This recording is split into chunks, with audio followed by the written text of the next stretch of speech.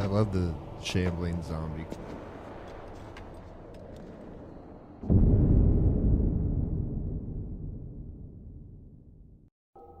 Okay. New life. We'll do the edition. Because why not?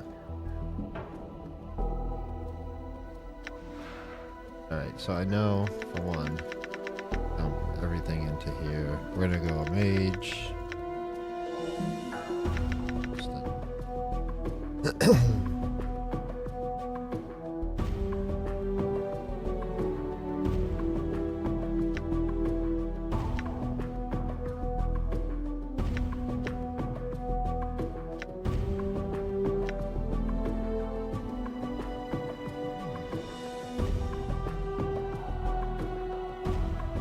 Bonus experience point.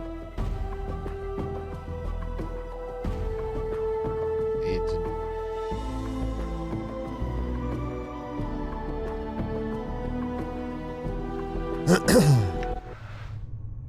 The nameless one, so I've heard, is not a frontline fighter. It's he's not the fighter. He's your Hey, Chief. lore character. You okay? You playing corpse or you putting the blinds on the dusties? I thought you were a deader for sure. Who are you? Who am I? How about you start? Who are you? I asked you. I don't know. I can't remember. You can't remember your name? Well, next time you spend a night in this burg, go easy on the bub. Name's Morty. I'm trapped in here too. Trapped? Yeah, since you haven't had time to get your legs yet. Here's the chant. I tried all the doors in this room and it's locked tighter than a chastity belt. We're locked in. What's this place? It's called the mortuary. Big black structure with all the architectural charm of a pregnant spider. What, am I dead? Not from where I'm standing. You got plenty of scars though. Looks like some Burke painted you with a knife. All the more reason to give this place the laugh before whoever carved you up comes back to finish the job. Scars, how bad are they? Well, the carving on your chests aren't too bad, but the ones on your back says, looks like you got a whole tattoo gallery on your back, Chief. Spells out something. Tattoos on my back, what do they say? Hey, looks like you come with directions. Morty clears his throat. Let's see, start with. I know you feel like you've been drinking a few kegs of stick swash, but you need to center yourself. Among your possessions is a journal that'll shed some light on the dark of the matter. Farad can fill you in on the rest of the chant if he's not in the dead book already. Farad, does it say anything else? Yeah, there's a bit more. Morty pauses, let's see, it goes on. Don't lose the journal or we'll be up the sticks again. And whatever you do, do not tell anyone who you are or what happens to you, or they'll put you on a quick pilgrimage to the crematorium. Do what I tell you, read the journal, find Farad.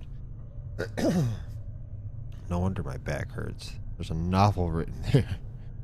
As for the journal I'm supposed to have with me, was there one with me while I was lying there? No, you were stripped to the skins when you arrived here. Besides, it looks like you got enough of a journal pinned on your body. What about Farad? Do you know him? Nobody I know, but then again, I don't know many people. Still, some Burks gotta know where to find Farad once we get out of here, that is. How do we get out of here? All the doors are locked, so we'll need a key. Chances are one of the walking corpses. Yeah, the mortuary keepers use dead bodies as cheap labor. The corpses are dumb as stone, but they're harmless and won't attack you unless you attack first. Is there some other way? I don't want to kill them just for a key. What do you think is going to hurt their feelings? They're dead. But if you want a bright side to this, if you kill them, at least they'll have the rest.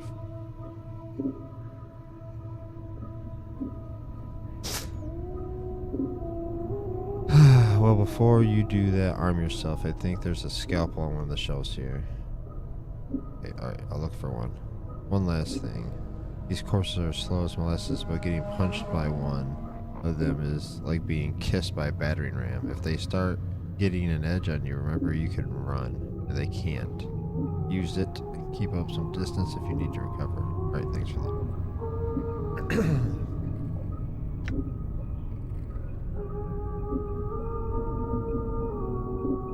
Weapon.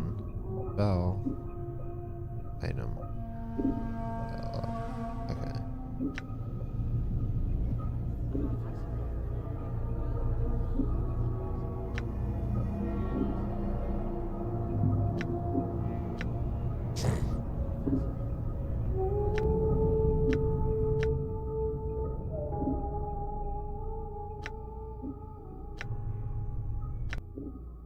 Inventory.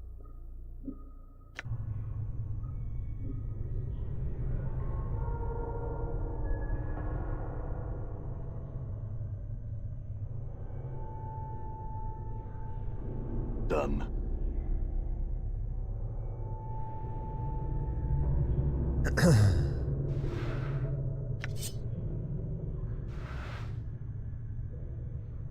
Alright, you found the scalpel. Now let's get to those corpses, and don't worry, I'll stay back and provide tactical advice. Maybe you could help me. I will be helping you. Good advice is hard. I meant by attacking the... Yeah, I'm a romantic, not a soldier. I'd just get in the way.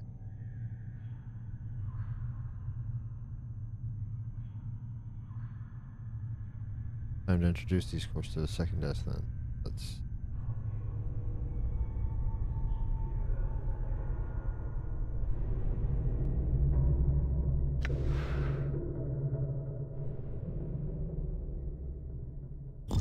run.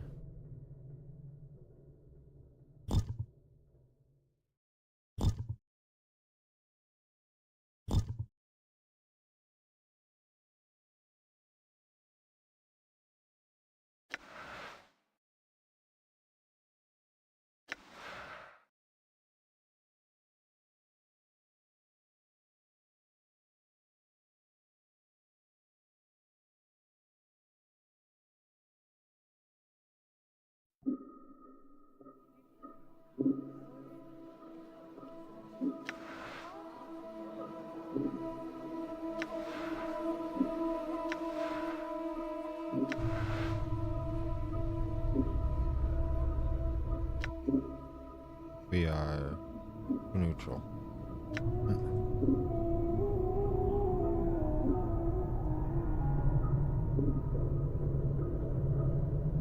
This corpse stops and stares blankly at you as you approach them. 782 is carved into the forehead and its lips have been stitched closed, and the faint smell of formaldehyde emanates from it. Looks like the one with the key. It is holding it tightly in its left hand and thumb. You need to hack the corpse's hand off. Corpse.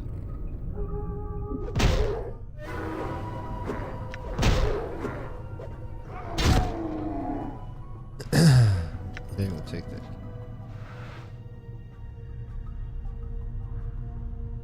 Falls its head, shoulder, judging from the angle of the neck.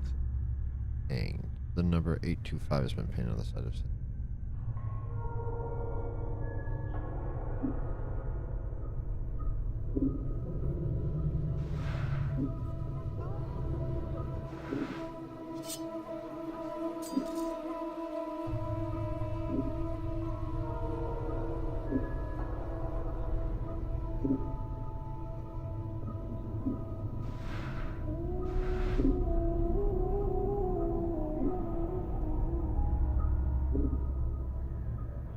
Poor shambling about like it has been dead for several years. The skin along its forehead has been peeled back, revealing a chalk white skull. Someone has chiseled the number 569 on the exposed.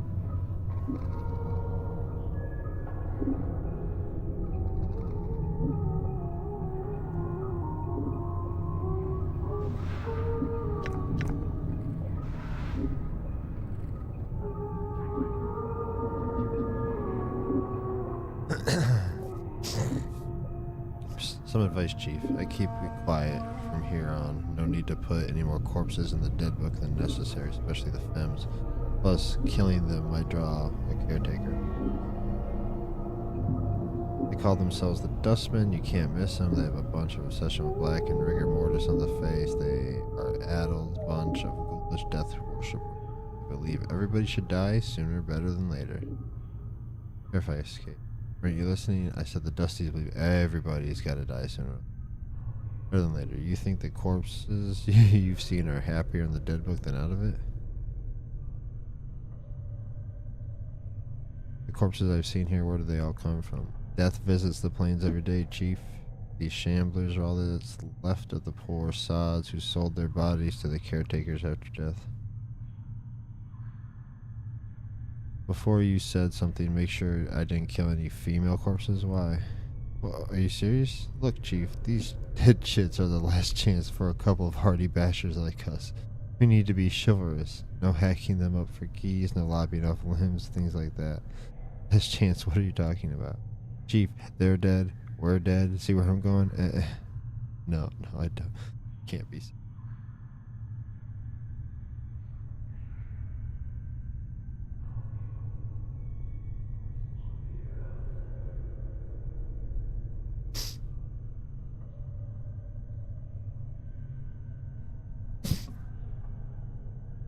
Chief, we've already got an opening line with the limping ladies. We all died at least once.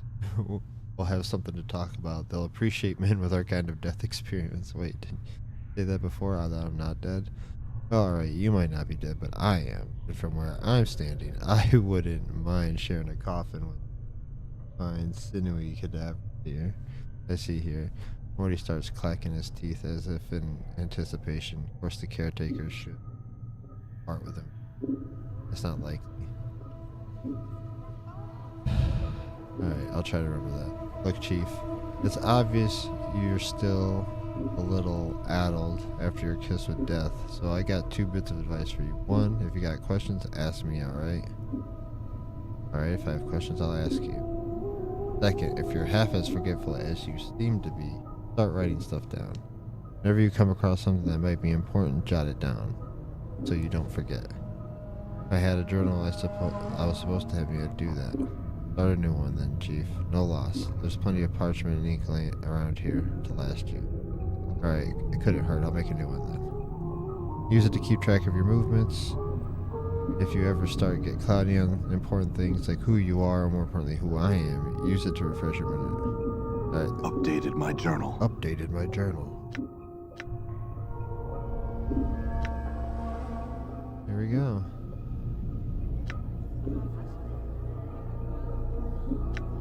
Right done. Zombie worker. Shambling corpse gazes at you with vacant eyes. Her skin is paper thin, almost wispy. It's like someone draped a sheet of cobwebs across her frame. The number 594 has been scratched into her forehead with a charcoal pencil.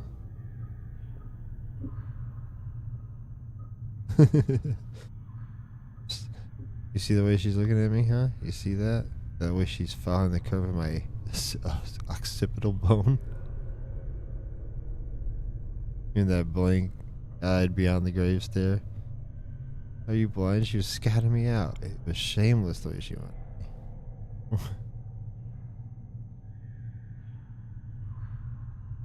Yeah, whatever. When you've been dead as long as I have, you know the signals. They may be too subtle for you to pick up on, but that's why I'll be spending my nights with some luscious, recently dead shit while you're standing around going, huh? What's going on? Where's my memories? Oh, that's funny. They're working on the left side. The left side of this woman's face looks as if it was caved in with a club. And her flesh bags and bruised, swollen clumps over her own. Well, the number 626 has been stitched onto the corpse's right cheek, just below the eye.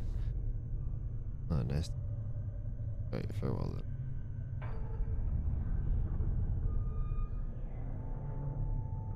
The corpse is lumbering around the triangular path. Once it reaches one corner of the triangle, it pauses and turns, staggers towards the next corner. 965 Ted. on the side of its skull. As you approach, it halts and stares at you. Looks like someone forgot to tell the sod to stop walking the rule of threes. What do you mean? These corpses don't have much left in the attic, so they can't do more than one task at a time. If they're told to do something, they'll keep doing it until someone tells them to stop. The poor sod probably finished some task and they forgot to tell him. Either one of the caretakers or else whatever necromancer raised them out of the dead books. Probably one of the caretakers here. They're the ones who you blame. I see. What was it said you said before about the rules of Updated my three? journal. Well, the rule of threes is one of those laws about the plane, about things tending to happen in threes, or everything composed of three parts, or there's always three choices. Also, you don't sound like you. A load of wash, if you ask me. If you look for a number, any number, and try to attach some greater meaning to it, you're gonna find plenty of coincidence. I see. Before you said someone put this course to task. Good. The zombies, a little bit of the triangle.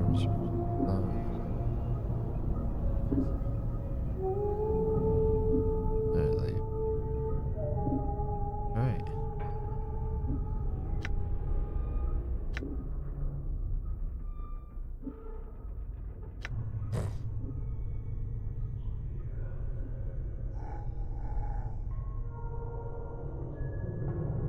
The worker is shuffling from slab to slab, bandaging the corpses. The number 396 is carved into his left temple, and his lips stitched closed. You notice the corpse is carrying a roll of bandages, and the end of the bandage look usable.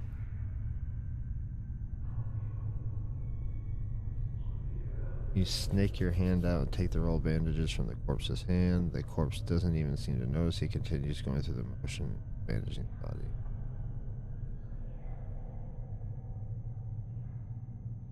It is still carrying on its duties without the bandages. The number 396 card.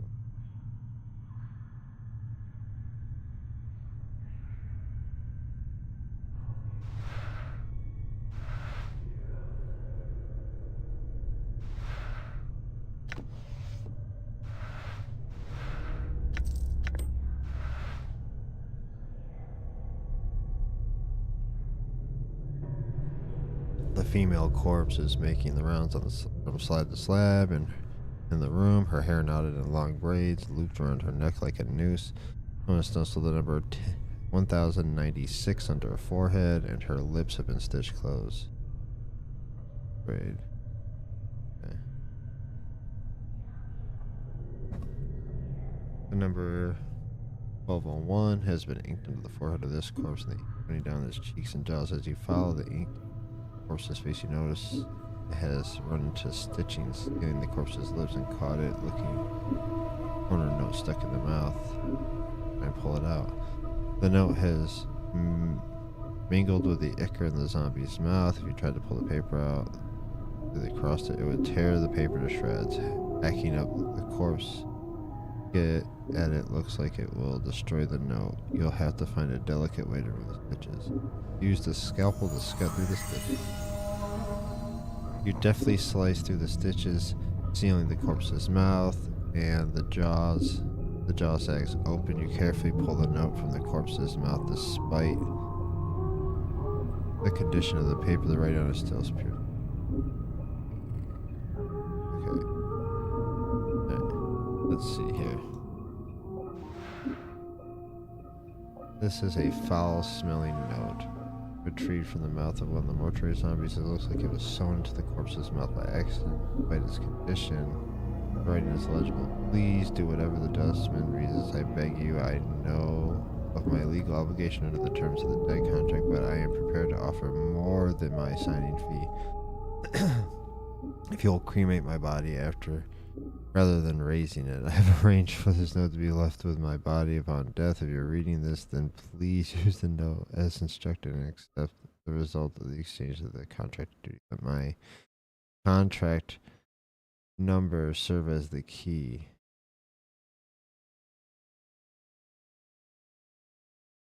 It looks at the corpse. What?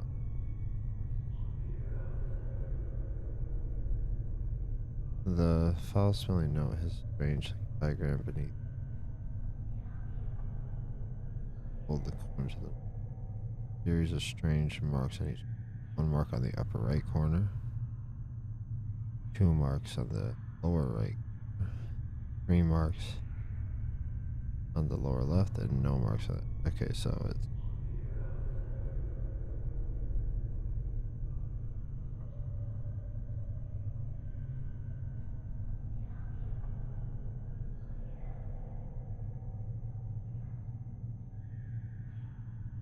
As you fold the upper right corner back to the center, the lower center mirrors the action until all the corners touch.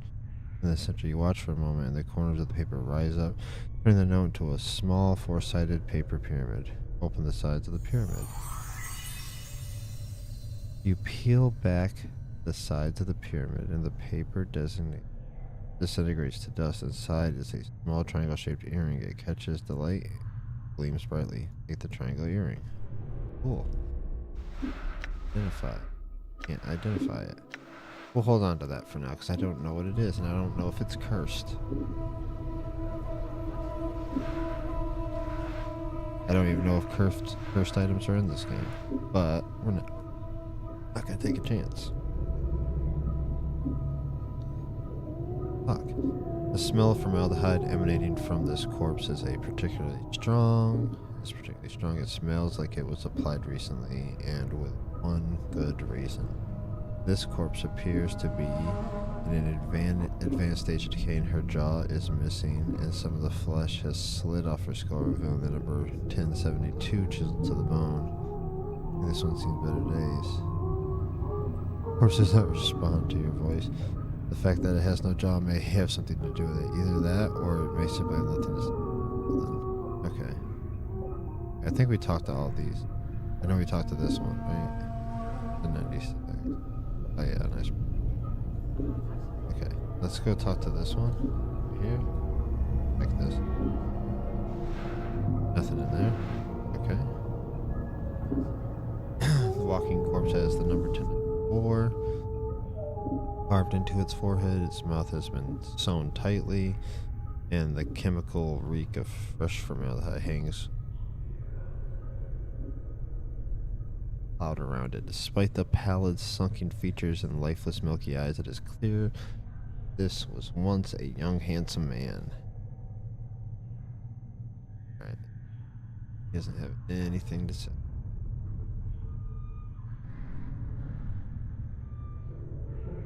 And we looked. Talked to. Okay. This scribe looks very old. His skin is wrinkled with a slight trace of yellow, like old parchment. Charcoal gray eyes lie within an angular face. A large white beard flows down the front of his robes like a waterfall. His breath is ragged and irregular, but even his occasional coughing does not slow the scratching of his quill. Greetings. Oh, Chief, what are you doing? I was going to speak with the scribe. He might know something about how I got here. Look, rattling your bone box with Dusties should be the last thing. Before Mort can finish his rant, the scribe begins coughing violently. After a moment or two, the coughing spell dies down, and the scribe's breathing resumes its ragged wheat. And we especially shouldn't be swapping the chant with stick Dusties. Come on, let's leave. The quicker we give this place the laugh, the bet. Before Mort can finish, the scribe's gray eyes flicker on you. The weight of years hangs heavy upon me, restless. He places down his quill, but I do not yet count deafness among my ailments. Restless one, do you know me? Know you? There's a trace of bitterness in the scribe's voice as he speaks. I have never known you. Restless one, no more than you have known yourself. He is silent for a moment. For you have forgotten, have you not? Who are you? As always, the question, and the wrong question as always. He bows slightly, but the movement suddenly sends him into a bout of coughing. He pauses for a moment and catches his breath. I am Doll. Perhaps you can answer some questions for me. Updated my journal. Very well. What do you wish to know? What is this place? You're in the mortuary, Restless One. Again, you have come. Before he can finish, Dahl breaks into a fit of coughing. After a moment, he calms himself and his breath resumes its rhythm. This is the waiting room for those about to depart the shadow of life. Tell me about the mortuary. This is where the dead are brought to be interred or cremated. It is our responsibility as dustmen to care for the dead. Those who have left this shadow of life and walked the path of true death. Dahl's voice drops in concern. Your wounds must have exacted a heavy toll if you do not recognize the place. It is almost your home. Shadow of life. Yes, a shadow, you see, Restless One. This life is not real. Your life, my life, they are shadows flickering on life. Life once. This life is after we. And here we remain trapped, caged until we can achieve the true death. True death? True death is non-existence, a state devoid of reason, of sensation, of passion, of loss, a state of purity. Sounds like oblivion. Why would anybody want that? It is worse than remaining in the shadow of what life once was, I think. Mortuary dustmen. We dustmen are a faction, a gathering of those who recognize the illusion of this life. We await the next life. Help others on their journey. Dead. It is said there are souls who can never attain the true death. Death has forsaken them, and their names shall never be penned in the dead book. So awake from death as you have done suggests you are one of those souls. Your existence is unacceptable to perfection. Unacceptable, that doesn't sound like it leaves me in a good position. You must understand your existence is blasphemy. Many of our faction would order you cremated if they were aware of your affliction. You are a dustman, but you don't seem to favor killing me. Why not? Because forcing our beliefs upon you is not just. You must give up this shadow of life on your own, not because we force you to. Dahl looks about to break another coughing jag, but he managed to hold it with some effort. As long as I remain at my post, I will protect your right to search for your own. What is your post? I am a scribe, a cataloger of all the shells that come to the mortuary. Dahl coughs again, then takes a deep breath. As long as the stream of corpses flows through the mortuary, I shall remain at my post. You say I have been here more than once. How is it the dustmen do not Updated my me? journal. I am the one who collects the shells that come to the halls. Restless Dahl breaks into a coughing fit of coughing and steadies himself. Only I see the faces of those who lie upon our slabs. The dark of your existence lies safe with me.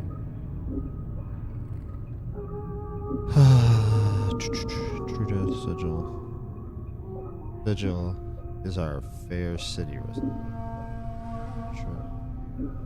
Wounds. Yes, the wounds that decorate your body. They look as if they would have sent a lesser man along the path of true death. It is as if many of them have healed already. Dahl coughed violently for a moment, then steadies himself. But those are only the surface. Updated my journal. I speak of the wounds of the mind. You have forgotten much, have you not? Mayhap your true wounds run much deeper than the scars that decorate your surface. Dahl coughs again, but that is something that only you would know for certain. How did I get here? Dahl snorts in contempt as he finds the memory. Your moldy chariot ferried you, the mortuary Restless One. You would think you were royalty based on the number of loyal subjects that lay stinking and festering upon the cart that carried you. Updated my journal. Yes, your body was somewhere in the middle of the heap, sharing its fluids with the rest of the mountain of corpses. Dahl breaks into another fit of coughing, finally catching breath a moment. Your seneschal, Farad, was, as always, pleased to accept a few moldy coppers to dump the lot of you at the mortuary gate. It was Farad. He is a collector of the dead. Dahl draws a ragged breath, then continued. We have such people in our city that scavenge the bodies of those that have walked the path of true death and bring them to us so that they might be inferred properly. Where can I find this fraud? If events persist as they have, Restless One, you have a greater chance of fraud finding you and bringing you to us again before you find whatever ooze puddle he wallows in. Nevertheless, I must find him. A slight warning creeps in. Do not seek out fraud, Restless. I am certain that it will simply come full circle again, with you none the wiser and fraud a few coppers richer. Accept death. Do not perpetrate the circle of misery. Updated my journal. I have to find him. Do you know where he is? I'll sign for him. He finally speaks. He seems to do so. I do not know under which gutterstone fraud layers at the moment, but I imagine he can be found somewhere beyond the mortuary gates in the hive. Perhaps someone there.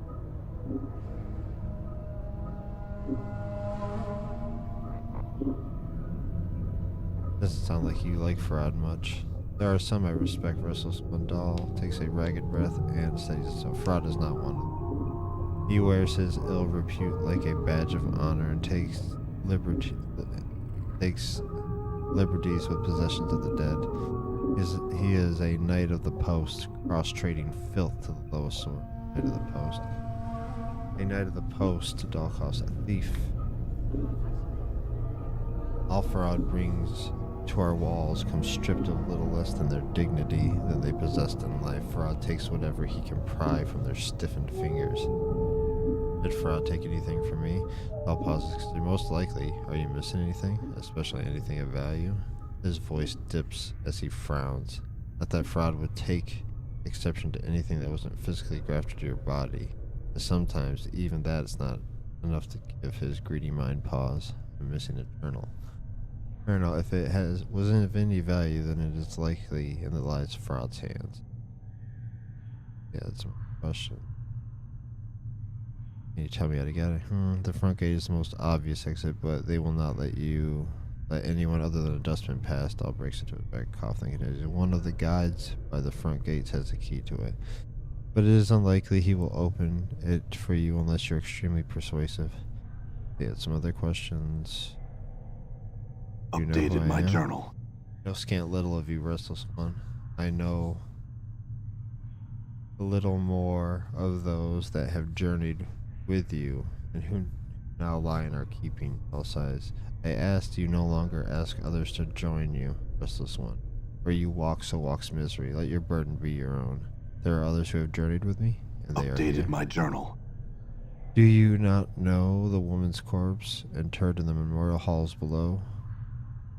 I had thought that she had traveled with you in the past. All looks like he is about to start coughing again, then catches his breath. I am mistaken. Where's her body? The Northwest Memorial Hall on the floor below. Check the buyers there. Her name should be on one of the memorial plaques. Mayhap that will revive your memory. I don't know. I don't recall ever traveling with her. Doll makes no response to this.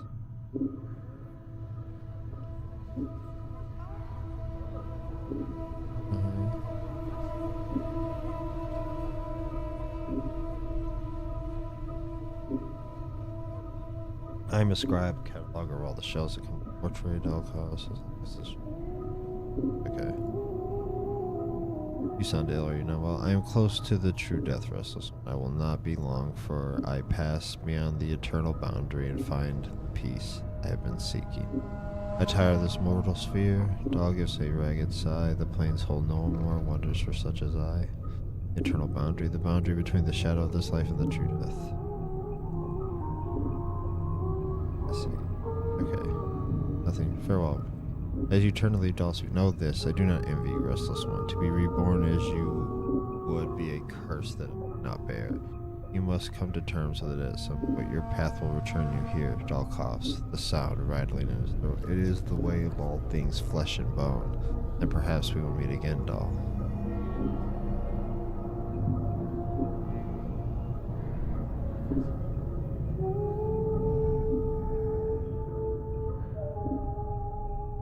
I was made some progress here.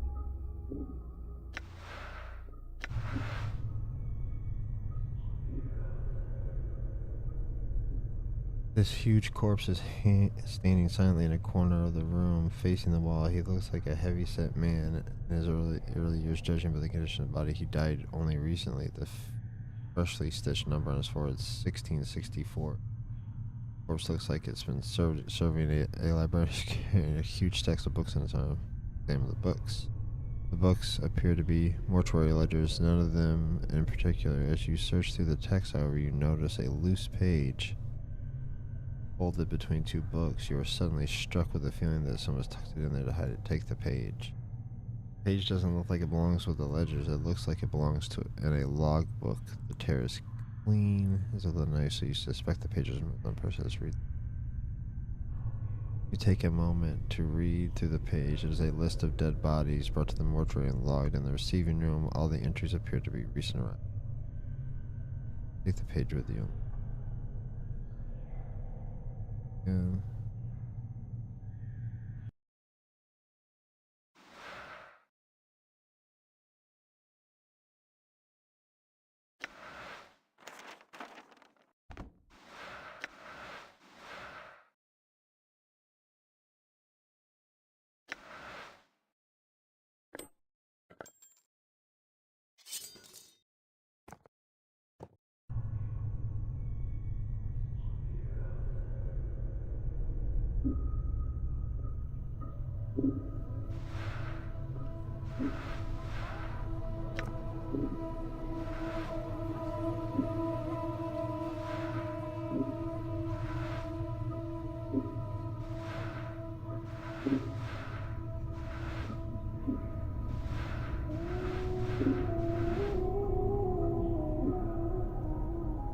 We'll talk to all the zombie workers. This heavy stitched corpse is shuffling back and forth between two slabs. Number 506 stitched on his forehead, the side of his neck, and his right arm. In fact, the end of his peeling corpse has been sewn up so many times. The stitches. Again, looks like a bizarre street match. Damn the stitches. Stitches encircle the corpse, running from its arms across its chest up to its neck into the damn mass of white. As you follow the crossroads stitches, you notice jammed a needle into the corpse's. The needle is attached to a thread, stitching up the side of the skull. You could unravel it. Cut the stitches with your scalpel and pull out the needle and thread. You slice the thread neatly with the scalpel, and then pluck out the needle and pull the stitch. As you do, the skin covering the forehead peels back to reveal the corpse's chocolate skull, where you, to your surprise, the number 78 has been just... Seems you got two different designations there, corpse. The heavily... Well, although the number 506 all over its body, the skin and the... Okay. The corpse 985 has stopped dead. Of left leg, it looks like it's some tomb rot. Corpse smoke through the knee. The corpse is wobbling unsteadily back and forth. Try to help the corpse balance. You reach out. As you grab its arm, however, the corpse suddenly sways to the right, and you end up tugging the corpse rather than steadying it. Chief, you might not want. There's a crack in the corpse's left leg, and the corpse falls like a dead tree. Its torso strikes the stone flagstone and shatters like a rotten mill. Gurgling. To your surprise, no one seems to have noticed the corpse collapse. Even stranger, the left leg remains standing where the body was attended. The leg falls over with a wet thump. As you gaze upon the putrefied remains of the corpse, you notice that its left arm seems intact. It has a snap from the torso during the fall, and it doesn't appear to have been touched by the tomb rot. Good. Go ahead. Did I pick up the arm? 6 machine. I guess I'll take it. Alright, after that one. After the eyes of this corpse are set close together, and the eyeballs are slightly askew. One face to the left, the other to the right. You can barely make out the number 257 traced on its. Looks like this corpse has taken several blows to the head, making the number difficult.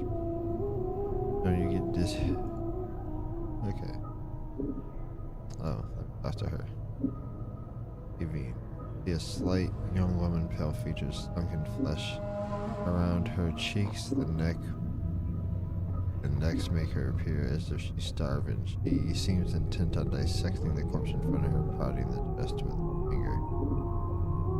The woman does not respond. She appears to intent on the body in front of her. As you watch her work, you suddenly notice her hands. Her fingers are like talons. They are darting in and out of the corpse's chest cavity like knives from a wrist. The woman makes no response. Updated my journal. She's a tiefling, Chief. They got fiend blood in their veins, usually caused of some ancestor of theirs shared knickers with one demon or another. Makes some of them look addled in the head, and addled looking too. Not the one to get attention. The woman jumps and whips around to face you. Her eyes are a rotting, small orange dots for pupils.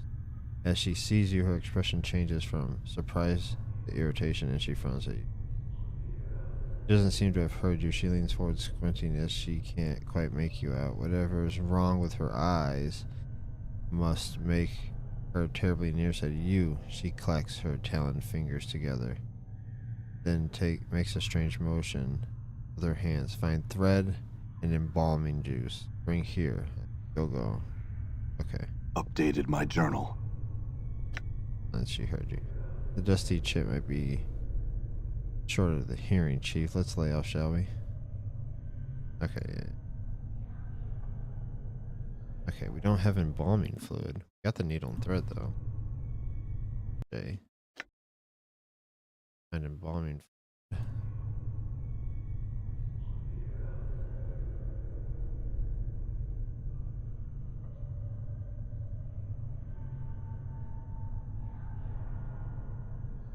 The shaman corpse gazes at you with vacant eyes. The number 821 carved into the forehead and the lips close. The faint smell from it light municipality.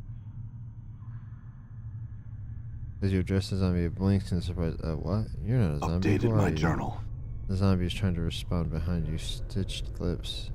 He has a particular half frightened, half angry expression. Who are you? What do you want? For a way, how can you help me? The zombie doesn't seem to have heard you. He looks you up and down for a moment. What do you do here? His eyes narrow suspiciously. You spy on Dusty's? Oh, I'm trying to escape. You in trouble? What you do? They woke up on one of the slabs upstairs. The zombie looking. You barmy?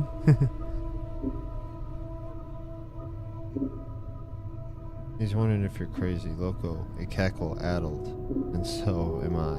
No, he's You're embarrassing me. He says, look, Chief, you gotta get your wits about you. You can't go around telling everybody the truth all the time. We can't have every coney catcher we meet taking us for marks, right? Oh, never mind. Fake zombie looks at you most suspiciously. He's silent for a moment, as in, why should I help you? I need to get a key for me. Want iron key to Embalmer's room. Alright, where's the key? A dusty chit has it.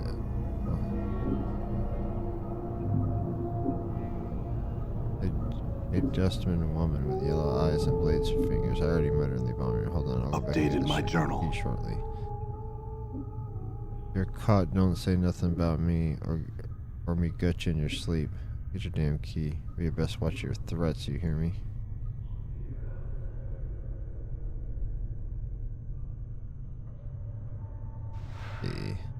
Embalming.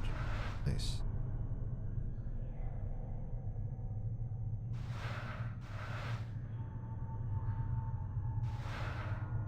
Oh, more embalming. Okay.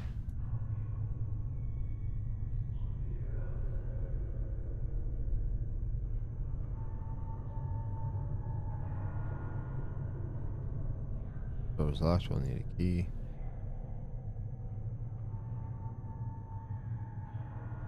Let's go turn that quest back to the tiefling.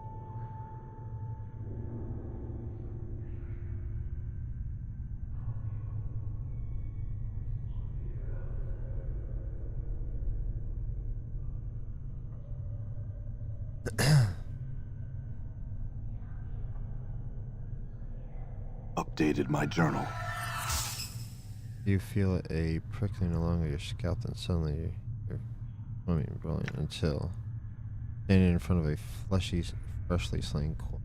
More just making a mockery of your smile. The number 42 has been stitched onto his scalp. The zombie is lying on this leg, stitching up his chest. You have placed something inside. Improve use on this one. Go.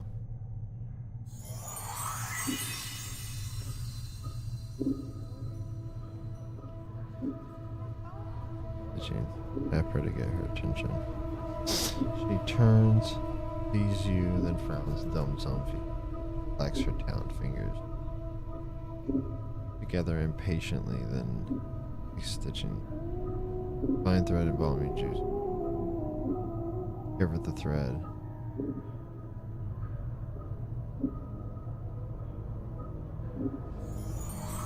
He leans forward, looks at your hand motion, and sniffs. Her hand darts to her robe, then emerges with a key. Bring back when done. Go. Updated my journal. Okay. Right. Give her the thread and embalming Updated fluid. my journal. Without missing a beat, Yvonne snaps the thread from your hands and hooks it around her talons, begins sewing up the corpse's chest, and takes the embalming fluid and applies a layer of the corpse weight. Within minutes she is finished. She clicks her talons and turns to face you. To your surprise, she extends her hands and drags her talons along your arms and chest. You playing zombie? You need some time together, or... As she traces your arms and chest, she suddenly notices it seems to be examining your scars. She withdraws her talons, clicks them twice, then bends forward to examine some tattoos on your... Who write on you? Hivers do that? No respect for zombies. Zombies, not paintings. She sniffs and pokes your scars. This one, bad shape, many scars, no reserves. Her talons suddenly hook into the thread you brought her, and like lightning, she jabs another talon into your skin, near one of your scars. It feels barely more than a pinprick, but it looks like she's about to start stitching you up. Let her work. Updated my journal. Oh, we got a max HP. Permanently increased. Nice. Sensation is curiously painless as Irene begins to stitch up your scars. When she is done, she sniffs you, frowns, and dabs her fingers into the embalming fluid. Within minutes, she is dabbing your body with the fluid. Strangely enough, it makes you feel better. This may be the second time in my life I'm thankful I don't have a nose. Puts the last touches on your body. Gives you another sniff, nods, then streaming motion with her talons done. Okay, cool.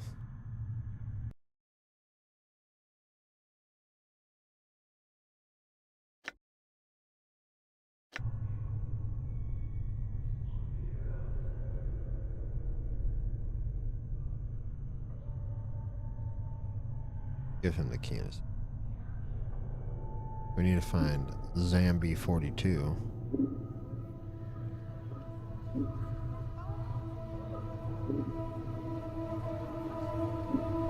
I don't know if any of these are. It's not him.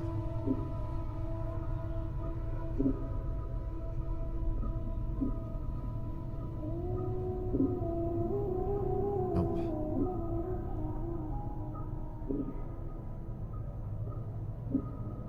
Nope. Zombie 42 has something of ours. Oh.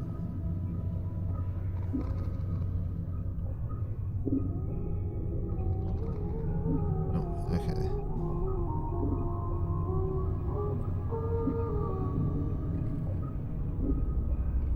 Nope. Nope. Nope. Nope.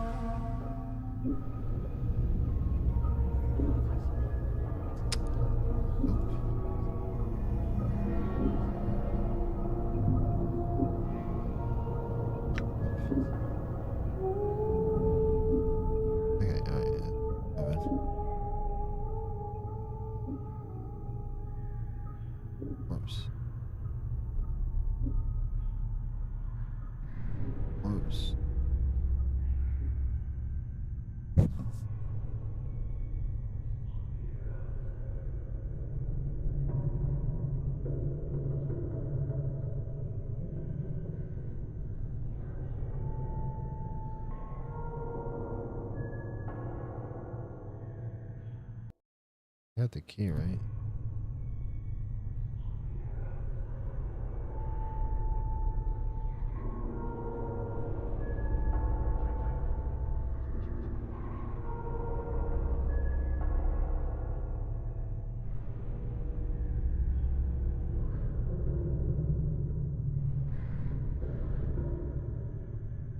Well, 42 doesn't seem to be up here.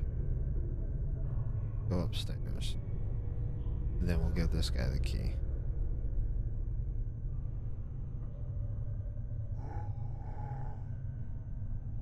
Just give him the key.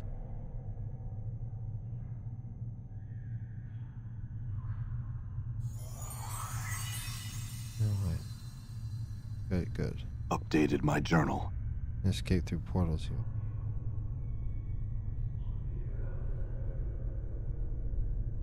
Everywhere. First floor. You have finger bone shaped of a crook. When you have the key, get to the arch, jump to secret crypt, then you can escape from there. Secret escape route here. Here, that's there. Updated my journal. He shrugs. There must be one around here somewhere. I'll look in the rooms on the upper floors, maybe. Alright. Okay.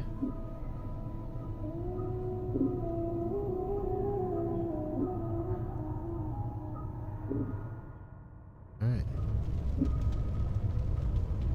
All right.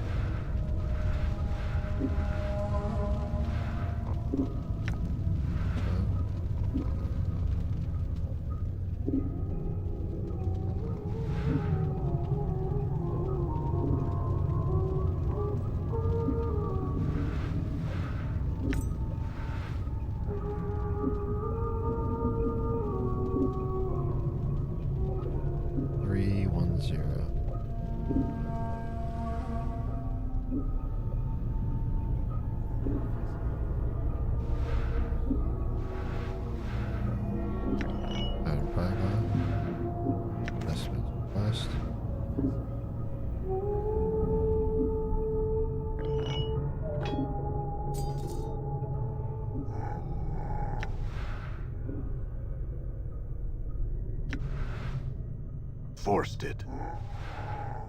Ooh, plot charms. 9. Knowledge icon. Some sort of rite of passage. You notice the recesses between the inner fangs triangle. Updated my journal.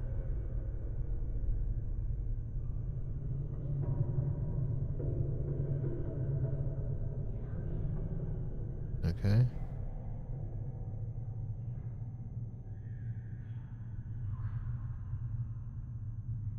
Carefully.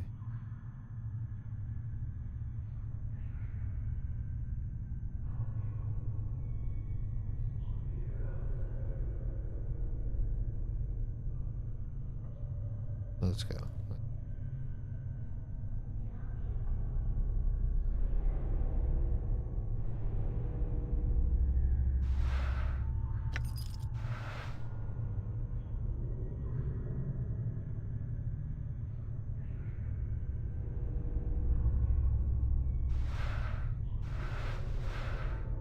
Camera.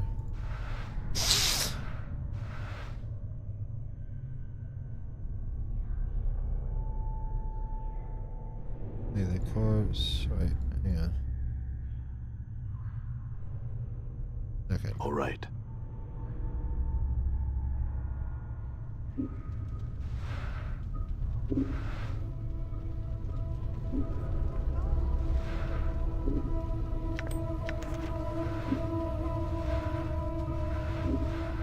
Plot charm. No.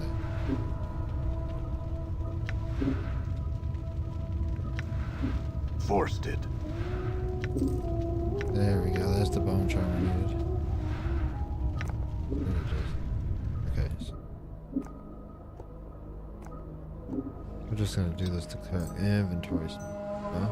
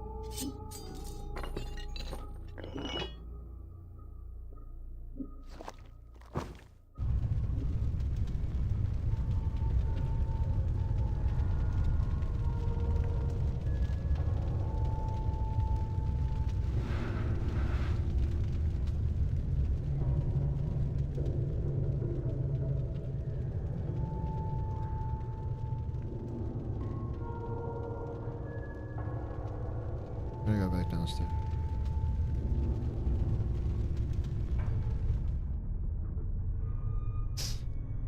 Done.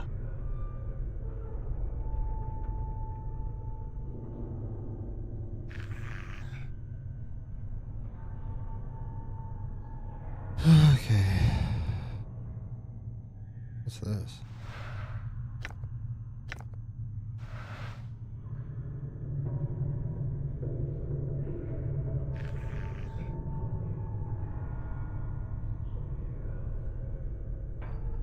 Okay, this is where we.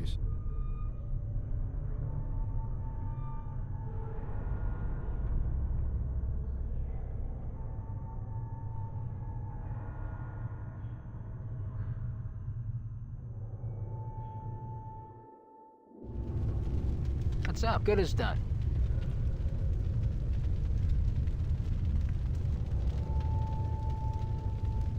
Fuck.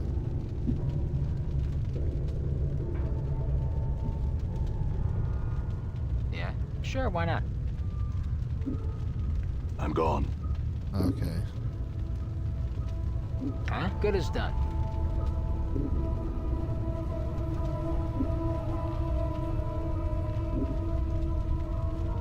All right.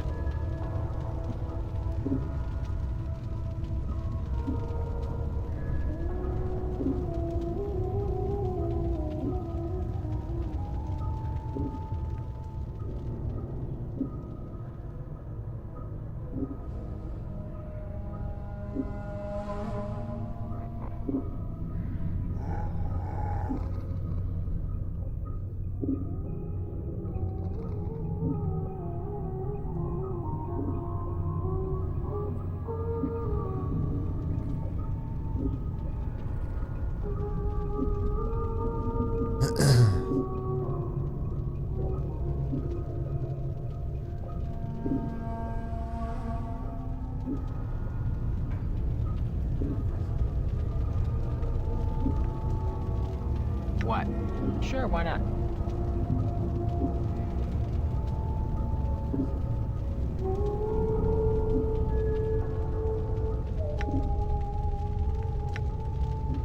Okay.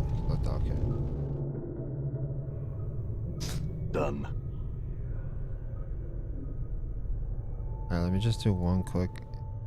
So he says he has an unusual walking pattern. This is the one that was doing like the.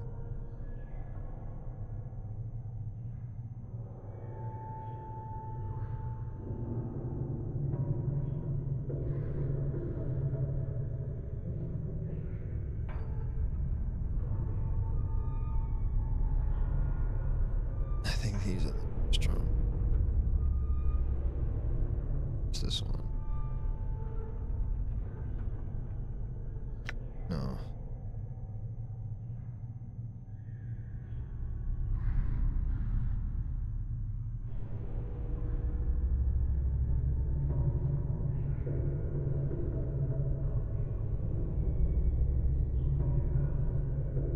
Hang on. That note says.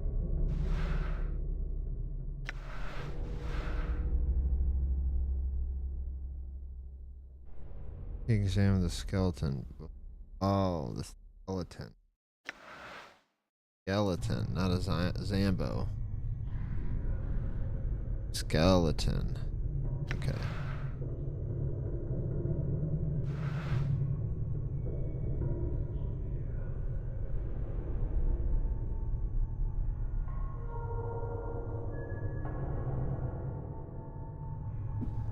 I'm gone. Okay. I'm gone. Make him go. Skeleton. The skeleton has seen a great deal of combat and the staircase has been broken, rebuilt with leather straps and iron rods. 3. But on the back of the skull, carved in the epichet, you notice someone has tucked at you. You slip the parchment out of the worker's skull. Oddly enough, it looks like the skull cavity is intended to store messages. A tiny string is attached to the parchment, as if the key to the parchment. Now unhook the string and take the parchment. Looks like a reminder from Judging from the note, this skeleton seems to be a walking messenger of sort. Take a second glance at the skeleton, realize it has stopped in front of the slab. Examine the skeleton again.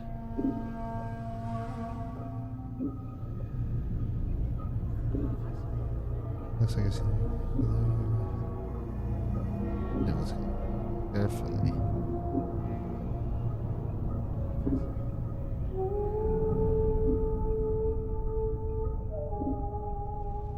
Gotta find another.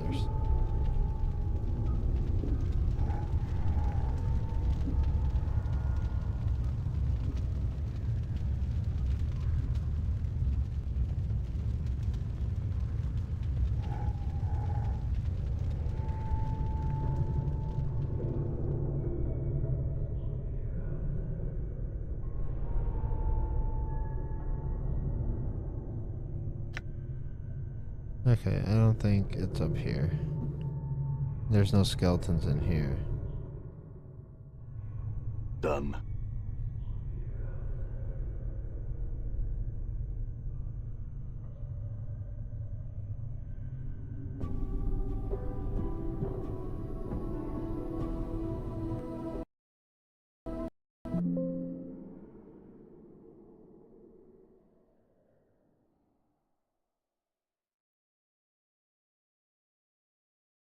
Oh, god damn it. I probably didn't even save. Planescape crash. Give me a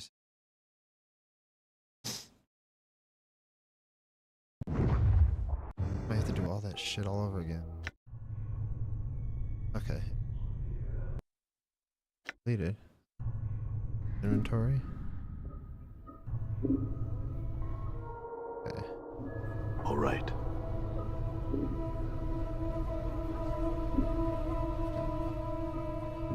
Nice.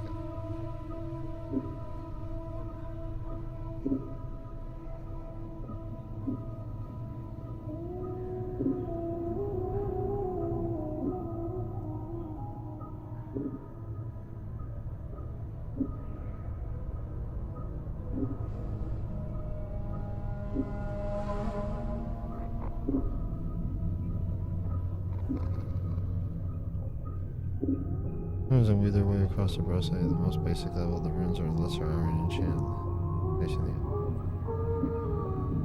enchantments. Touching the skeleton will most likely cause it to awaken. You can suspect the marring of the rune pattern along the breastplate could unravel the enchantment, but it looks difficult. The pattern is complicated, scratching out the wrong portion.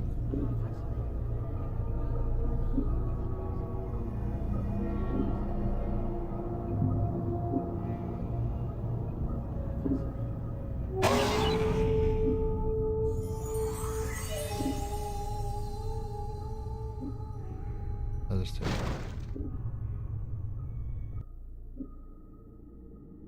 We'll save.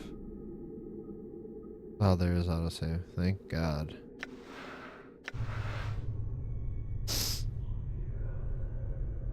Get XP.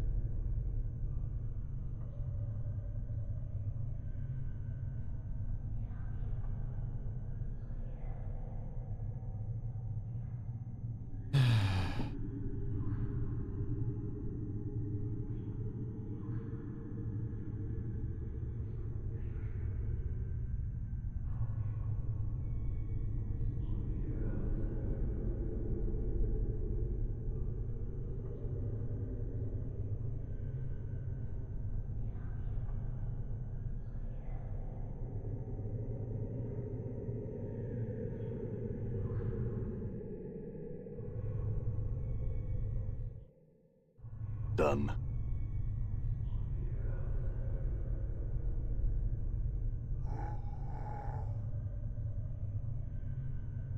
Three, three, one chiseled.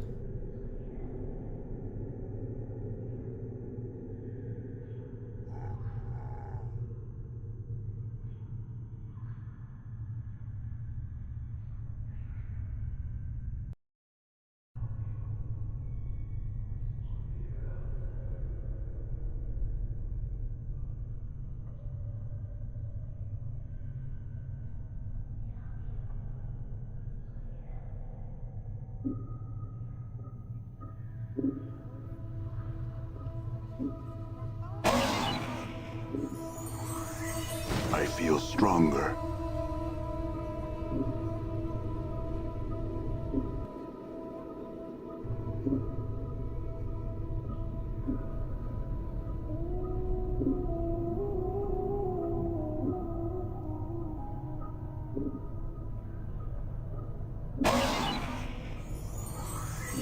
Looks like my skills have increased.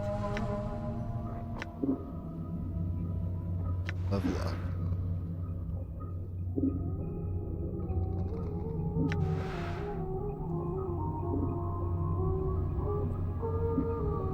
We'll put it into charisma.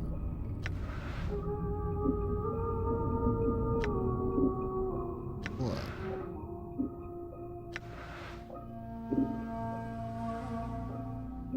Reroll. All right.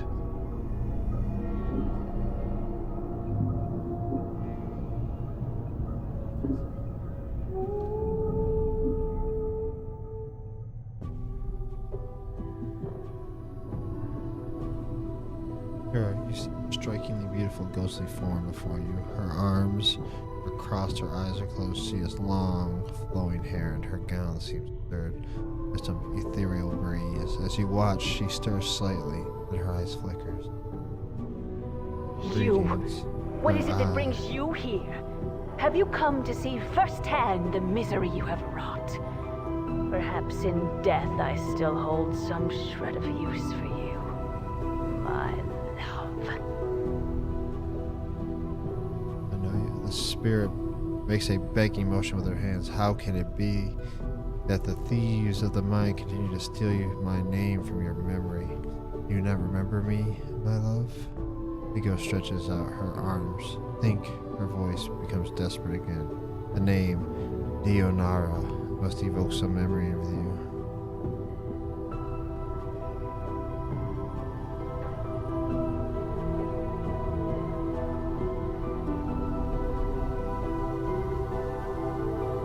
I think I feel the stirrings of a memory. Tell me more. Perhaps your words will chase the shadows from my mind, Dionara.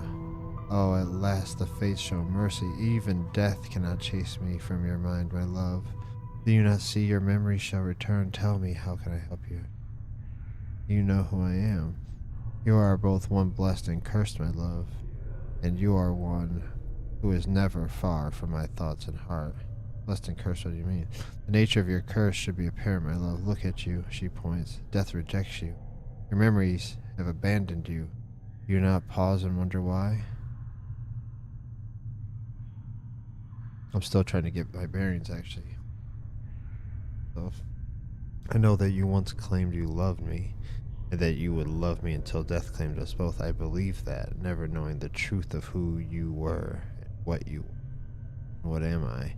You, I cannot. She suddenly freezes. She speaks slowly, carefully, as if her voice frightens her. The truth is this: you are one who dies many deaths. These deaths have given the knowing of all things mortal, and in your hand lies the spark of life and death.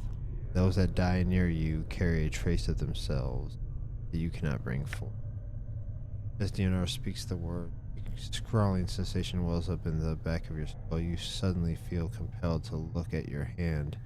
As you lift it up and look at it, you see the blood coursing sluggishly through your arms, pouring into your muscles, and in turn given strength to your bones. Updated my journal. Suddenly remember how to coax the dimmest spark of life from my body and bring it forth. The thought both horrifies and intrigues. Oh, we can... Hey, what's up, Dream?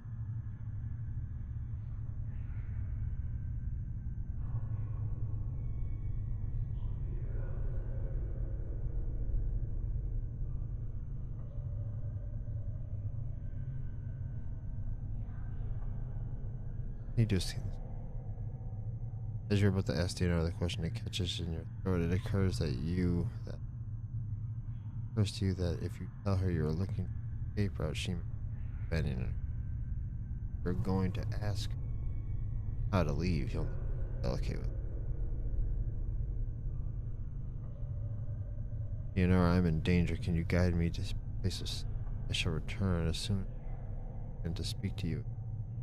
Danger, dear Nara looks concerned. Of course, my love. I will aid you in any way I can. Close her eyes for a moment. Did you watch the ethereal Zephyr pass through her body, stirring at her hair? A moment later, Zephyr dies and slowly opens. Perhaps this way. Yes. And since this place holds many doors shrouded from mortal eyes, perhaps you could use one of these portals as a means to escape. Portals are holes in existence leading to the inner and outer plane. You could find the proper key. Where is him? Portals will reveal themselves. You have the proper key.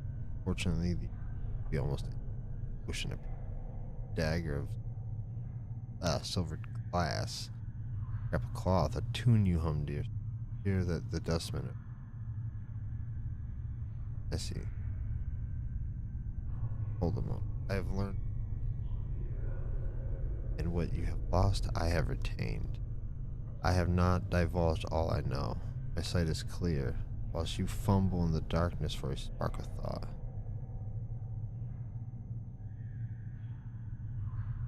That I do not. Time itself relaxes as the chill of oblivion. Name says, I love. Glimpses of things yet to come swarm across my. I see you, my love. I see you are not. And I am. What is it? What do you see? See what lies ahead for you. It ripples through the plain, stemming outward. While I speak of what I see, tell me. First I require a promise. Promise you will find some means to save me or join.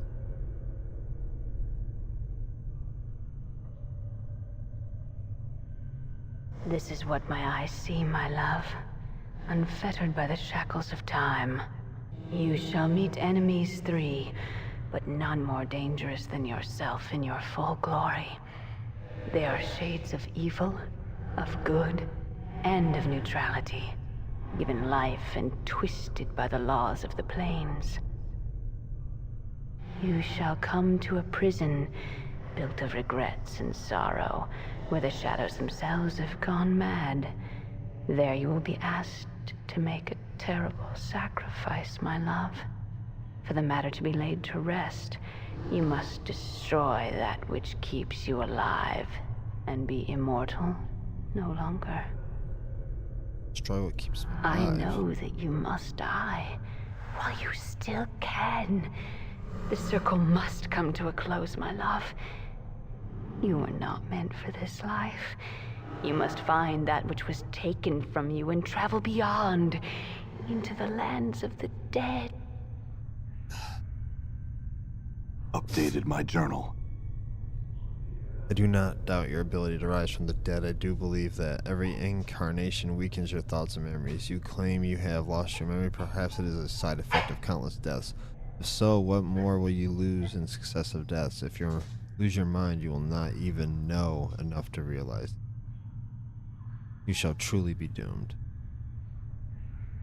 I do not truly know. Countless deaths? How long has this been going on? I do not truly know, except that it has gone long enough. I shall wait for you in death's halls, my love. Dark. She smiles, but there is only sadness in it. She closes her eyes, and with an ethereal whisper, she... You back, Chief? He's drifted out of there for a second. You know who that spirit was? That spirit? That specter I was talking to. The woman. You were rattling your bone box with some woman? Where? What does she look like? She was right on top of the pier. Don't you see her? And no, you just kind of drifted out there for a bit and just stood statue like I was worried you got addled on me again. No, I'm fine, I think. Let's move on. Okay. Go down here.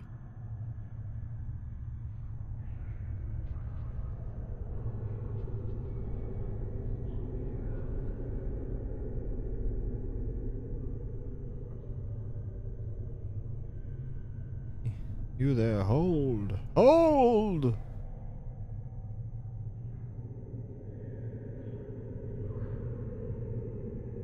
Okay. Let's just we'll go back up here.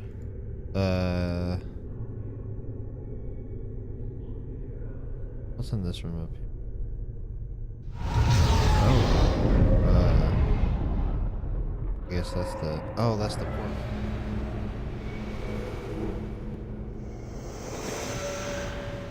Ooh, some spooky shadows. Spooky shadows, spooky shadows. What's up, Dream? How you doing? Ooh, there's some All runs right. here. What do we got here? Comic Book Pen's note. If you are reading this, then you have undoubtedly failed in your task and been forced to use paper. I arranged. I told you that your little Sky's idea was ridiculous. In any case, you'll need to lay low for a while. The dustman happened. Oh, that must be the guy that we met in there. Dude dressed up like a zombie. And I've let you some coins. Use them to find a hide place in the hive, preferably Ragpicker Square. The dustmen are. Once you have secured a new hiding place, I have a new mission for you. Find out where Farad is getting those bodies he's delivering to the mortuary. Apparently causing the dustman a great deal of upset, and I wouldn't mind knowing myself. Reports that the stone-faced dustman at the Gathering Dust Bar, Initiate Emmerich, I think the fool's name is, has been sending out finders try to mark Farad's movement. Mark Farad's movement. See if you can find out how far along he is. Hinder his efforts until we know more about Farad's activities. You don't want Emmerich finding out something before we do. Okay. Cool. Big ol'.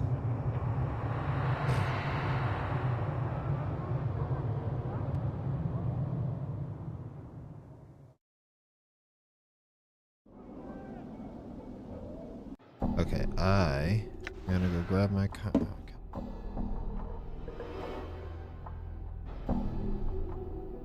Yeah. I'll be right back.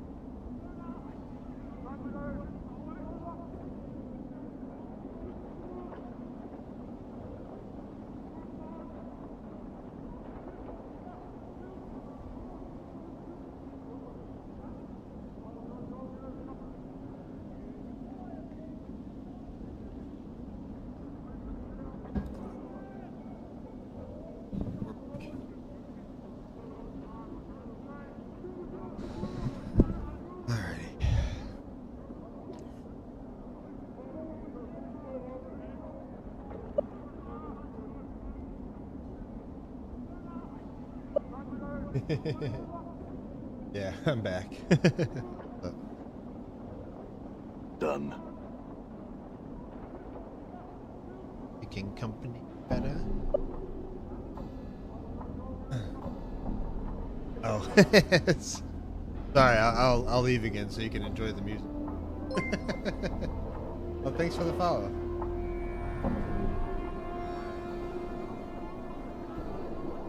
Reading. Now you look at something.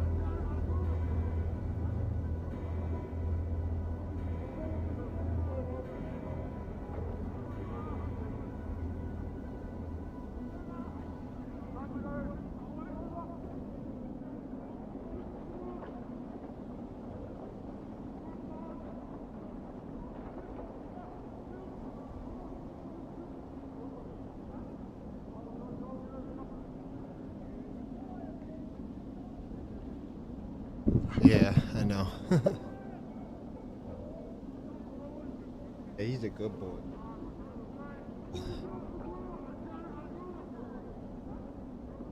Wants attention.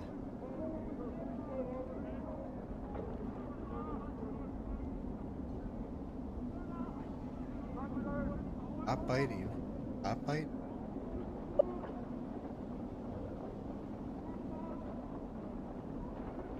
Yeah, he loves pet. Loves pets. He's a good boy. Isn't it? His name is Rebel. Like rebel scum. He only served the Empire in this household. He decided to join the rebellion.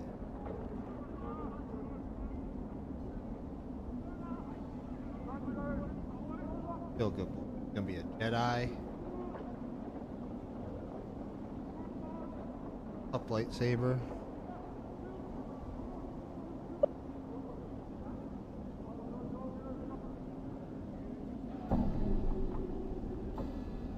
He's adorable. Uses his cuteness to get away with everything.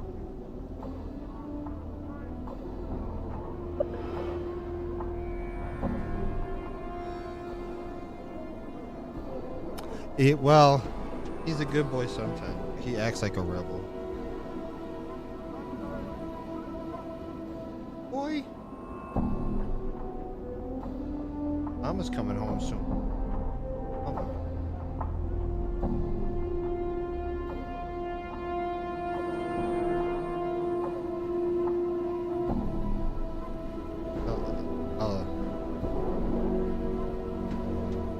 Oh, did I just pay for sex?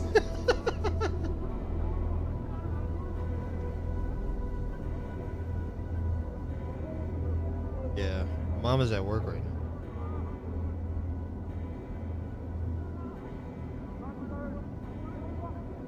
Roughly an hour.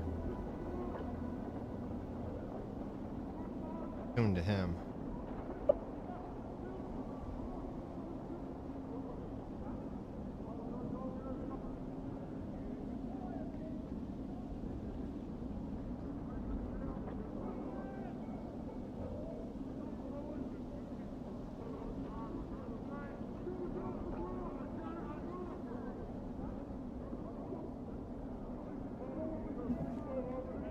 You can't have coffee. Coffees will kill you, pup. Caffeine is poison to dogs.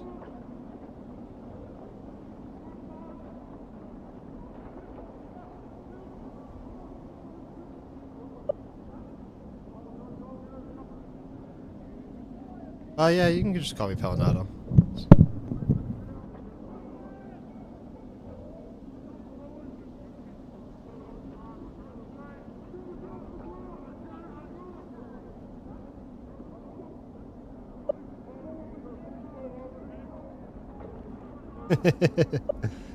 That's fine, whatever you want to call me. Your rubs. Just had dinner. He's only 8 months old.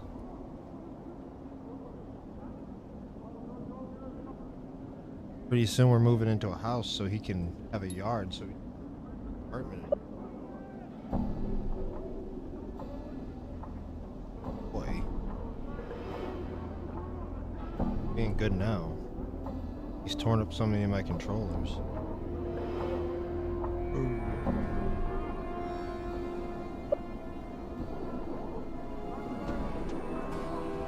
No, he's not hungry. He has 2 big meals a day. We're trying not to get him. We're trying not to let him get overweight. Because we've seen too many dogs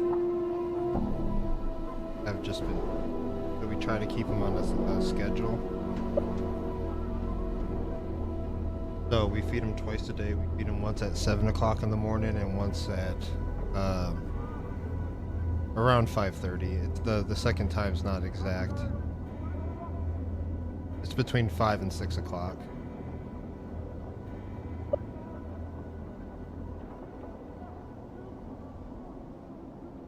It's 1 treat a day.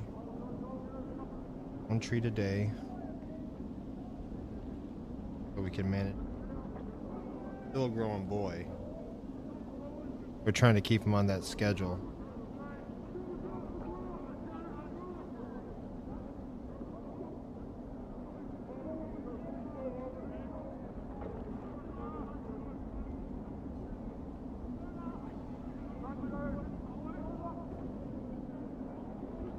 We don't want to talk to this harlot.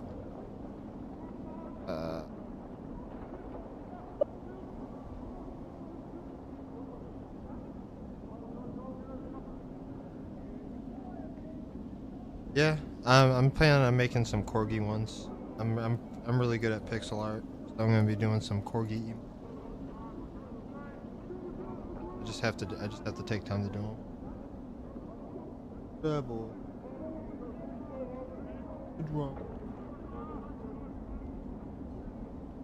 I say hi. Say hi. Hi, everybody.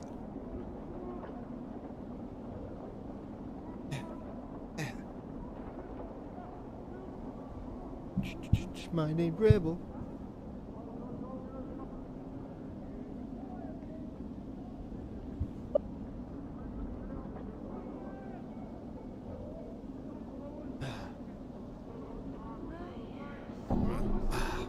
He's so long. He's gotten so long.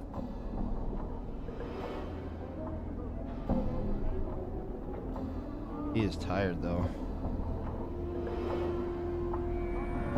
He just wants to sit with Dad sometimes. Bane the Center.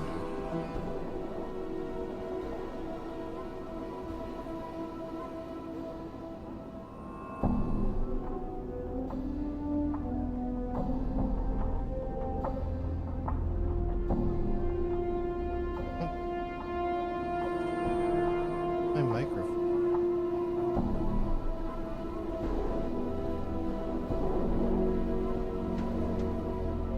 Yeah, if you link me on Twitter, I'll look. It's at Palinado Blue, one word.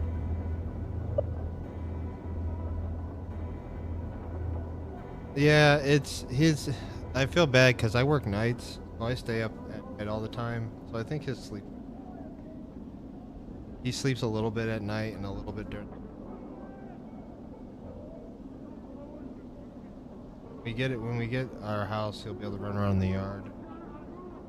We don't move until October.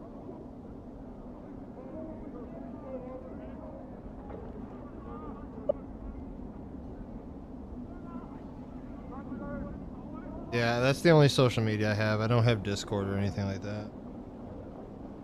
I only have Twitter.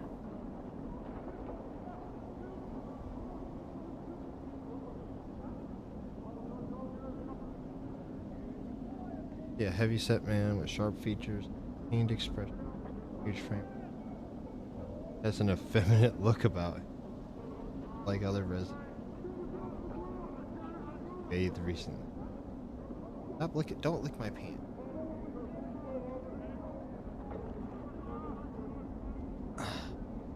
Don't. Yeah, no, I go to school, I work, and then my free time I'm streaming.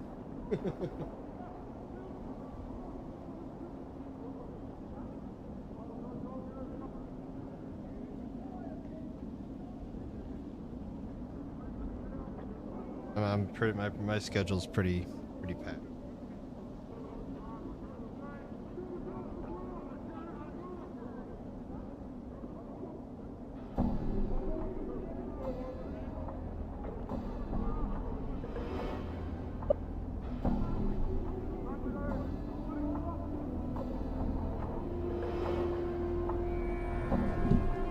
I think my Twitter is in my bios.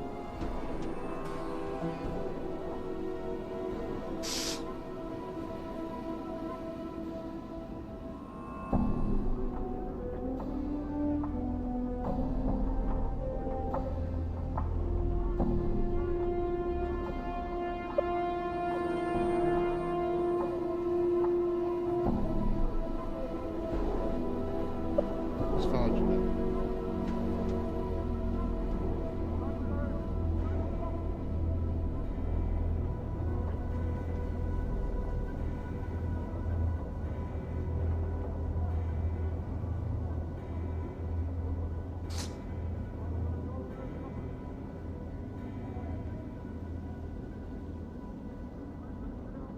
Oh.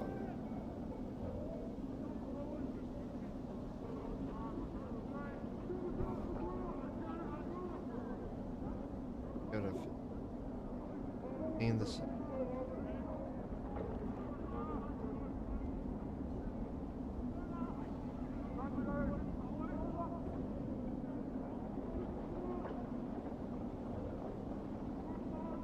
Right, I can.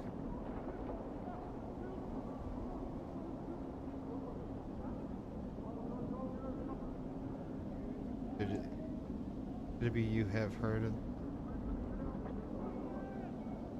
bounded lip?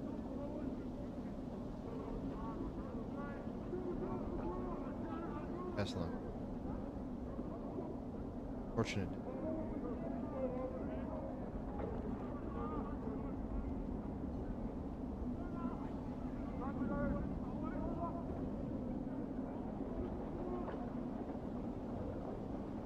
Bane recites the shipment must be encouraged by the third day, and there will be a penalty. Shipment of Craddock.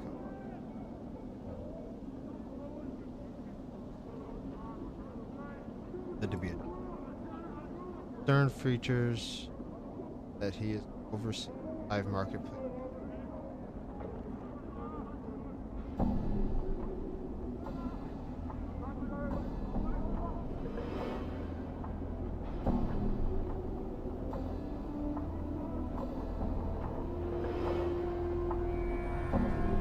Updated my journal.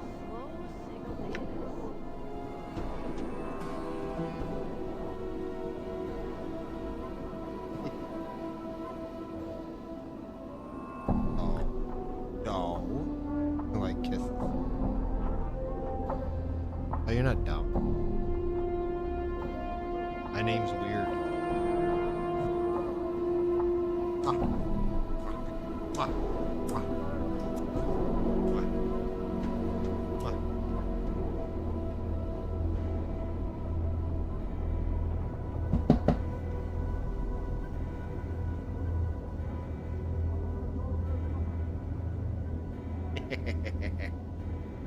He doesn't like.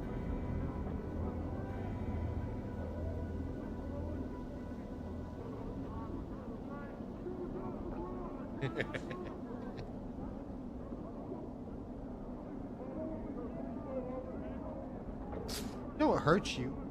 Like they hurt you. Oh, the pain of kisses. Pain. Of the kisses on the rebel. Oh no, the rebel, so bad, so to have hard life. So hard. Hard to be doted upon. Oh no.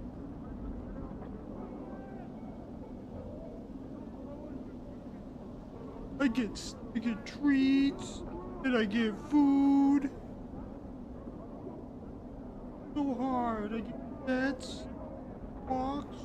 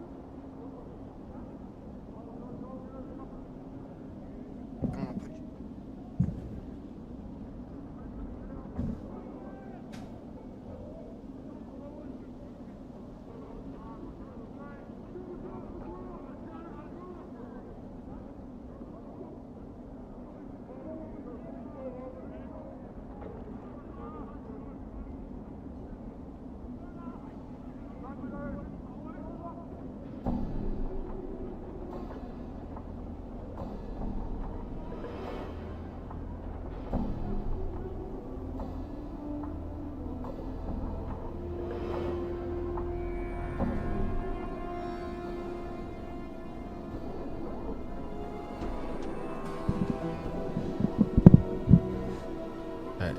I tied his rope to a tab. Any other? Harlot. Post. What's this?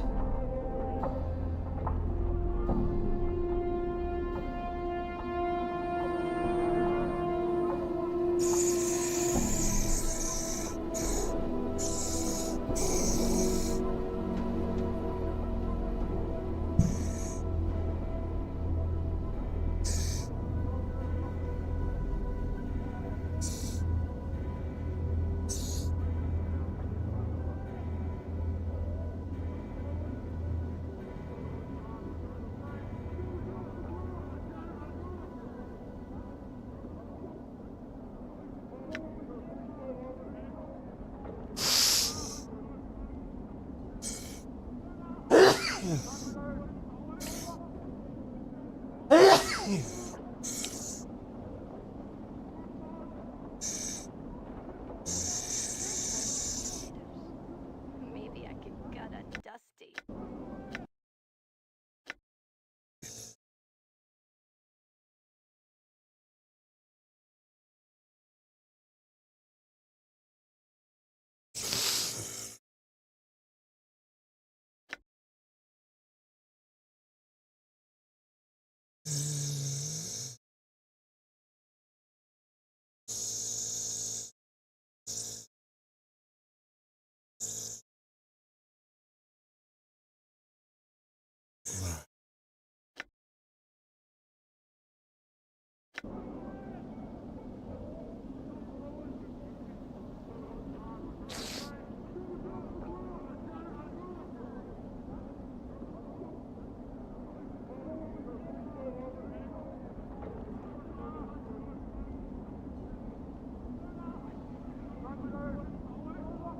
Updated my journal.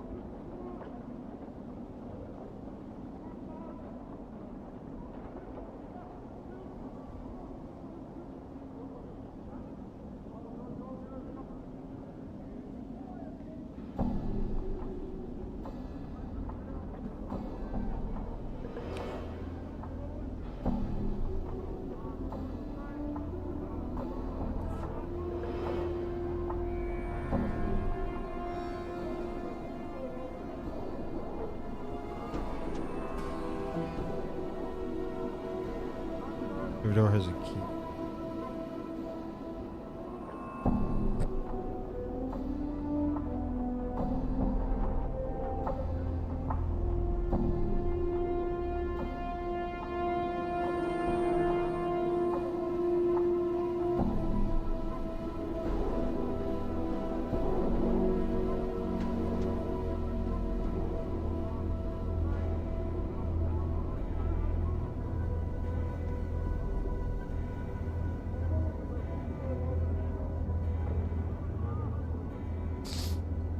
Updated my journal.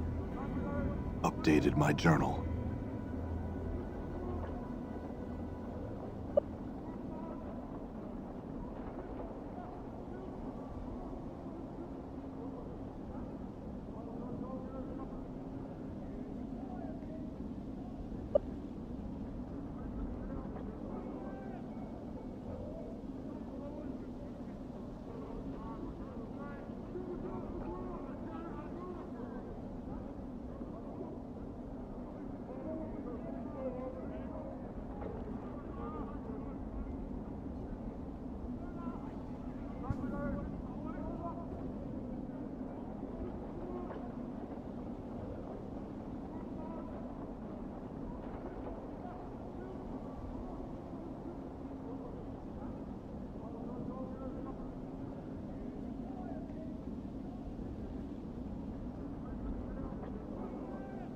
Damn.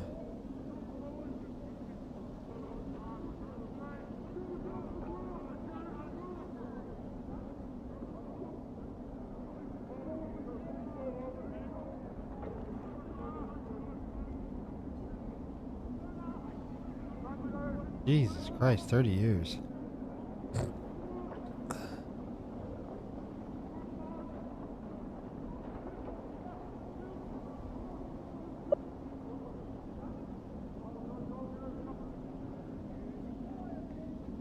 Okay, I sure will.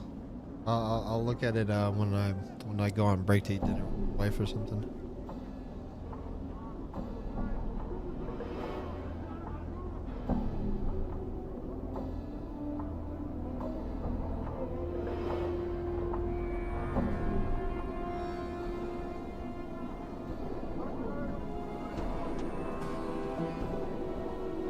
Speak of the devil and she'll call.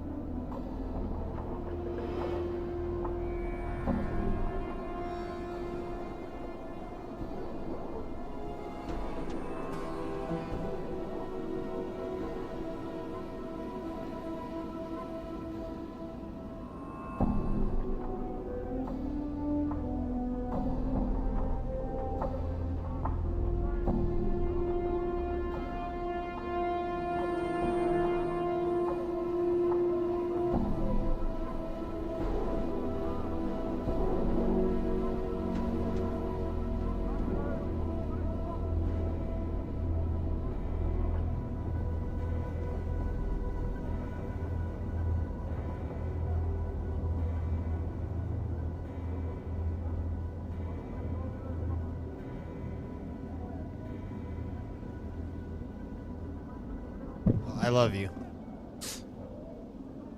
Updated my journal. All right, I'll see you when you go. Bye. Yes, I am leaving. I'm abandoning you. Bye. Yeah.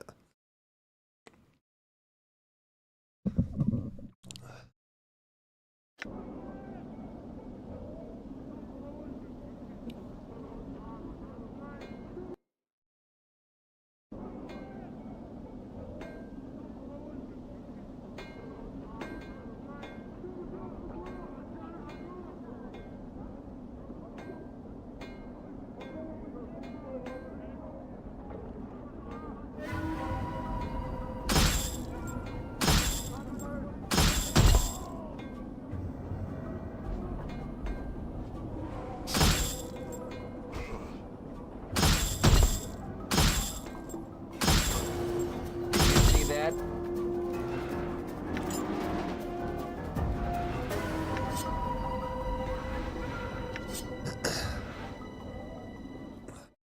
Damn hive thought. Check this. Jalandra.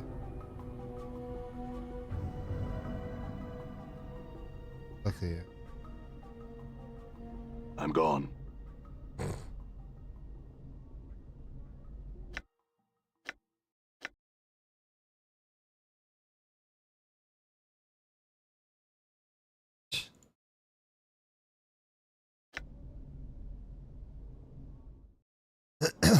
All right.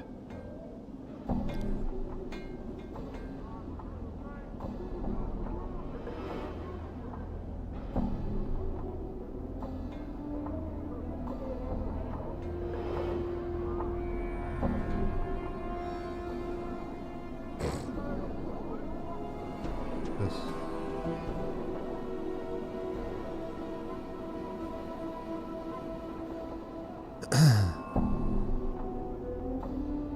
A bit.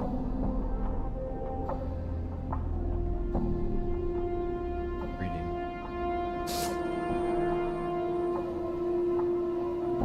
You want with stuff type.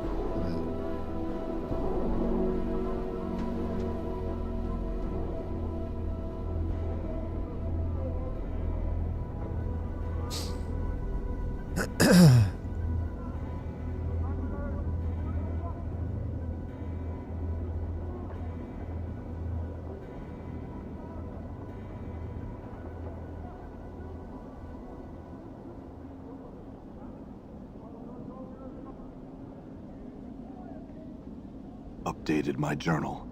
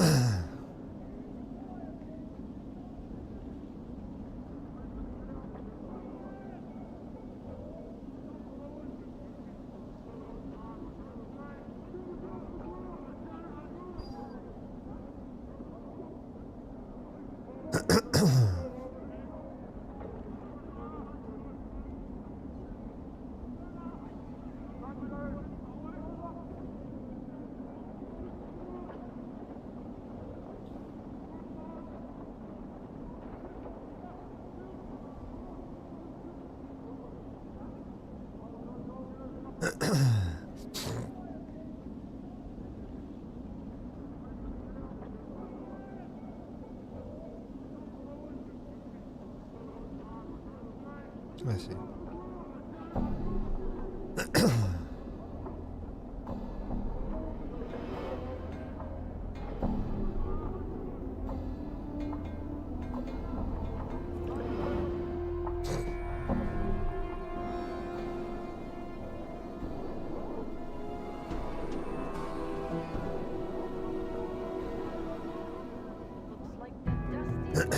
Hey, Corpse.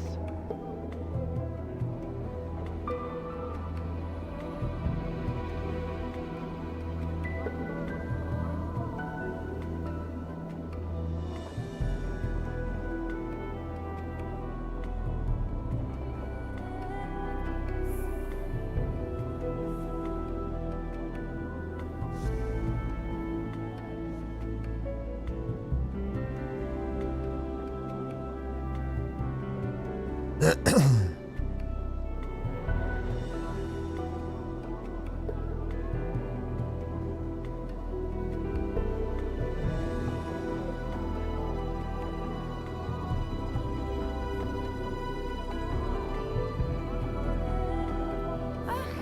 never seen something so ugly and not.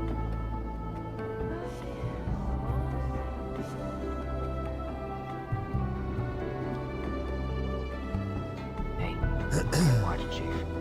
Just look natural. Casual.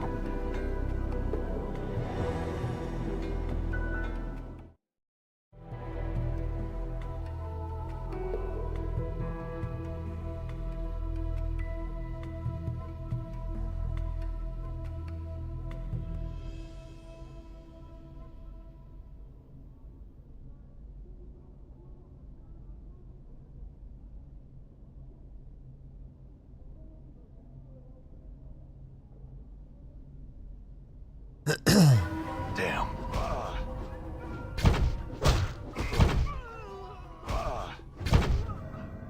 All right. Oh, didn't go the way I wanted.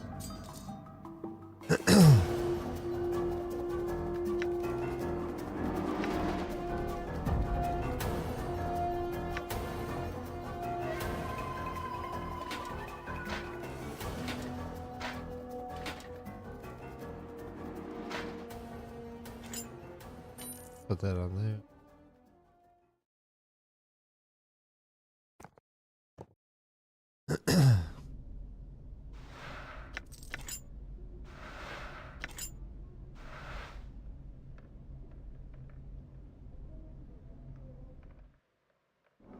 All right.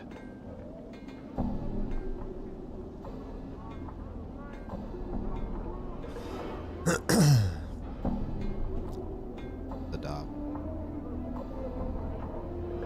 Not the way I wanted. Oh, I didn't want to fight.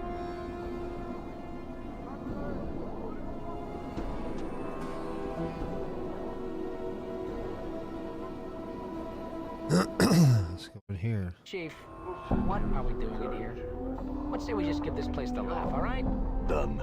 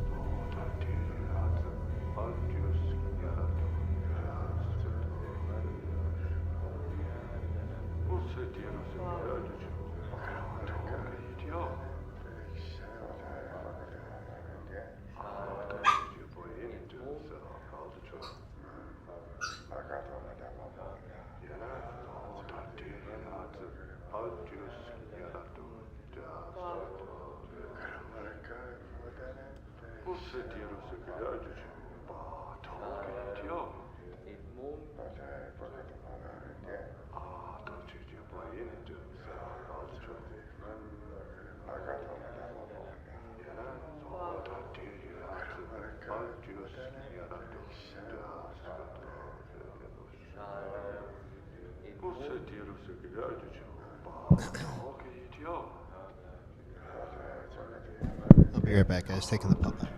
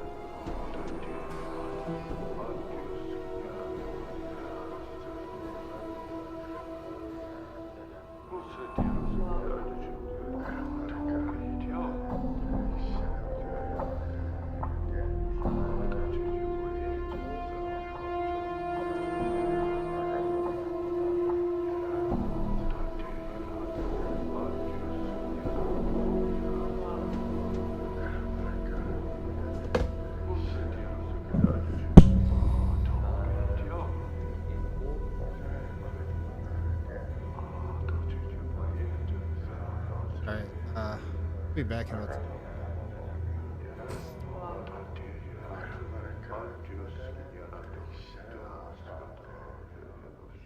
Alright, well, we'll save here.